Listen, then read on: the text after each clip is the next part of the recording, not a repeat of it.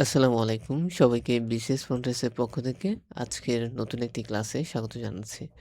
তো আমরা মূলত আজকে ছায়া মন্ত্রিসভা কি এবং কেন একে বিকল্প সরকার বলা হয়ে থাকে এই বিষয়টি নিয়ে আলোচনা করব।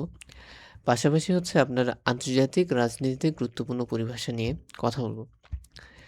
তো আপনারা কি লক্ষ্য করেন যে ছায়া মন্ত্রিসভা এই ধারণাটি আমরা মূলত ১ম ব্রিটিশ হচ্ছে পার্লামেন্ট থেকে পেয়ে থাকি।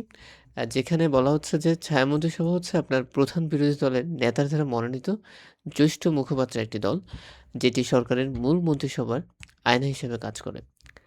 এবং এটি কি আদৌ কোনো সাংবিধানিক বিষয়? তো যুক্তরাজ্যের যে ছায়া মন্ত্রিসভা, এটি কোনো সাংবিধানিক বিষয় নয়। কিন্তু এটি বহু বছর থেকে চলে আসা হচ্ছে একটি প্রথা। এবং আপনারা জানেন যে বাংলাদেশের সংবিধানের ৪র্থ ভাগের ২য় পরিচ্ছেদে প্রধানমন্ত্রী ও মন্ত্রিসভা সংক্রান্ত বিষয়ের বর্ণনা রয়েছে। তো প্রধানমন্ত্রী আপনার মন্ত্রিসভা হচ্ছে আপনার গঠন করে থাকে দেশ হচ্ছে পরিচালনার জন্য।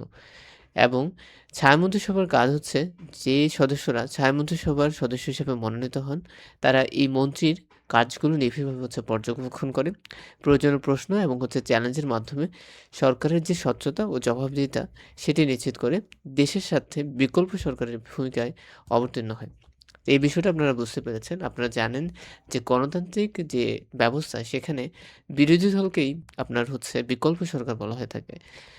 তো ভবিষ্যতে যখন হচ্ছে আপনার সরকার পরিবর্তন হয় এবং বিরোধী দল যদি ক্ষমতায় যেতে পারে, তাহলে দেখা যায় যে ছায়ামন্ত্রী গণ হচ্ছে সরকারের মন্ত্রিসভাগুলোর দায়িত্ব পেয়ে থাকে। যেহেতু তাদের পূর্ববর্তী যে এক্সপেরিয়েন্স আছে সেটি তারা কাজে লাগাতে পারে।